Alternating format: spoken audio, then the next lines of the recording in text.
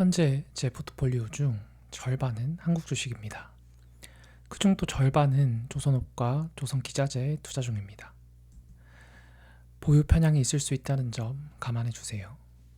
그리고 제 생각에 대한 이야기지 매수 추천은 아닙니다. 다른 여러 리포트와 영상 그리고 뉴스에서 조선업은 이미 많이 다루고 있죠. 그래서 제 영상에서는 각종 데이터 기반의 상세 분석보다는 곁다리 내용들을 제외하고 지금 조선업에서 내릴 때인지에 대해서만 초점을 맞추어 이야기해 볼게요. 지난 2년간 조선업 주가는 많이 올랐습니다. 최근 한 달간에도 기자재 등의 업체들은 50% 이상 오른 것도 있죠. 미국 군함 MRO와 같은 새로운 비즈니스도 그 상승에 영향을 끼쳤죠. 그러나 MRO와 같은 새로운 비즈니스들이 주가 상방을 조금 더 올려주는 역할은 할 수 있지만 조선업이 꺾이는 지점 자체를 늘려주지는 않을 것 같아요. 그냥 명절 보너스 같은 느낌? 우리가 관심을 두어야 할 것은 사이클입니다.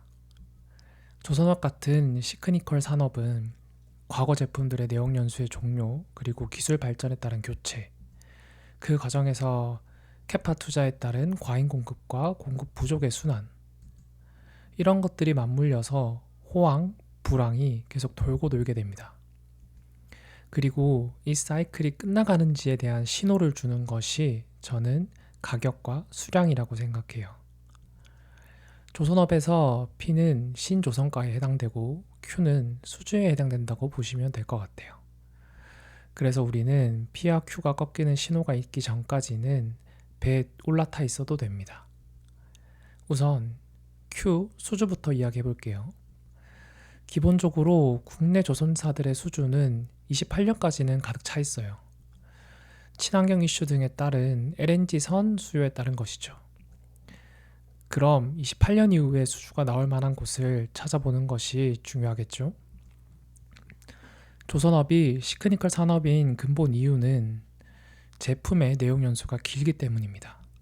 그리고 특정 기술들이 개발되는 시점에 맞추어 한꺼번에 교체가 되기에 교체 주기가 좀 몰리는 편이죠. 기존의 증기 터빈 방식으로 추진되던 선박들이 이 선박들은 90년대 등장한 1세대 LNG 선박들이죠. 이들의 교체 수요가 이제 시작한 것으로 보입니다. 현재 3년치 수주에 이런 교체 수요도 분명 일부 포함되어 있을 거예요. 그러나 패선할 LNG 선박이 200에서 250척에 달하고 이를 고려하면 28년 이후 교체 수요는 계속 많이 있을 것 같아요. 교체 수요 외에 새로운 수요도 생겨났죠. 대표적인 것이 미국입니다. 미국은 원래 LNG를 많이 수출하던 국가는 아니었죠. 변화가 발생한 시점은 러우 전쟁 이후예요. 러시아가 유럽의 가스를 끊고 에너지를 무기화하면서 유럽 국가들은 에너지 수입을 다변화하려고 했죠. 그래서 기존 기체 형태의 PNG보다 효율은 떨어지지만 미국의 LNG를 많이 수입하게 되었어요. 또한 트럼프의 정책 목표 중 하나도 LNG 수출을 늘리는 것입니다. 에너지 강국으로 거듭나는 것이 트럼프가 원하는 미국의 모습이죠. 지금 바이든에 의해 중단된 LNG 프로젝트들이 많은데 이것들도 재개될 것이고 또 새로운 신규 프로젝트들도 이어질 것입니다. 적어도 트럼프 임기 동안에는요. 수주가 이어질 것이라는 것을 확인했으니 이제는 신조선가 P에 대해서 좀 알아보죠. 조선업의 P는 저는 단순하게 생각하는데 수요와 공급 중 어느 한쪽이 크냐가 방향성을 결정하더라고요. 수요는 앞서 확인했고 문제는 공급입니다. 공급에서 현재 조선업에서 가장 큰 리스크는 중국이에요. 중국은 상선, 그러니까 컨테이너선 쪽에서는 이미 한국의 시장 점유율을 넘어서고 있습니다. 그러나 현재 한국 조선업의 키는 상선 쪽이 아니라 LNG선 쪽이죠. 다행히 적어도 미국의 LNG 신규 수요 물량은 중국으로는 거의 가지 않을 것 같습니다. 그리고 중국이 LNG선을 건조할 수 있는 가장 큰 조선소는 후동중하인데 후동 중화는 이미 2031년까지 수주를 다 채워놔서 LNG 생산 슬롯이 거의 없다고 볼 수 있죠. 신규로 진입하는 중국 조선소들은 LNG 건조 성적이 적어서 큰 물량이 발주되기는 한동안 어려울 것 같아요. 즉, LNG 선 쪽에서는 중국의 공급이 좀 제약적입니다. 아직 걱정할 수준은 아니에요.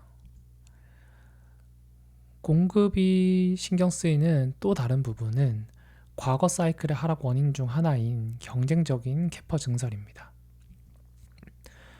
과거 호황기 때 경쟁적으로 국내 조선사들은 캐파 증설을 했죠. 그 이후 선박의 초과 공급으로 인해 전반적인 이익이 감소했어요. 다행인 점은 우리 조선사들은 이것을 학습한 것 같습니다. 물론 캐파 증설을 하고 있긴 합니다. 그런데 내용을 보시면 대부분 동남아 같은 곳에 집중되어 있어요. 이것은 동남아의 저가 인력을 활용하고자 하는 생존을 위한 전략이라고 생각해요. 그러니까 조선업이 현재 겪고 있는 고질적인 문제는 국내 노동자 수의 감소와 숙련공 부족이 있어요. 그래서 국내 도크에도 현재 노동자들을 보면 대부분 외국인 노동자들이라고 하죠. 국내 노동자들은 일부 숙련공과 관리직 위주죠. 그래서 외국인 노동자를 통한 인력 확보와 그 외국인 노동자들의 숙련도를 높이는 것이 매우 중요합니다. 이런 관점에서 동남아향 캐파 증설은 경쟁적이라는 것보다는 이제 생존을 위해서 방어적인 성격이 조금 더 강하다고 봐요. 즉, 초과 공급을 일으킬 만큼의 캐파 증설 수준은 아닙니다. 이야기가 나온 김에 생산 리스크 측면을 조금 더 이야기해 볼게요. 국내 조선소들은 외국인 노동자들 및 이에 대한 훈련 외에도 스마트 야드로 빠르게 전환하면서 이 문제를 해결하고 있어요. 스마트 야드는 AI를 기반한 스케줄링, 배치 등의 최적화 또는 드론, IoT 센서 등을 활용한 건조 정보를 실시간 추적하는 것 같은 기술 같은 것들입니다.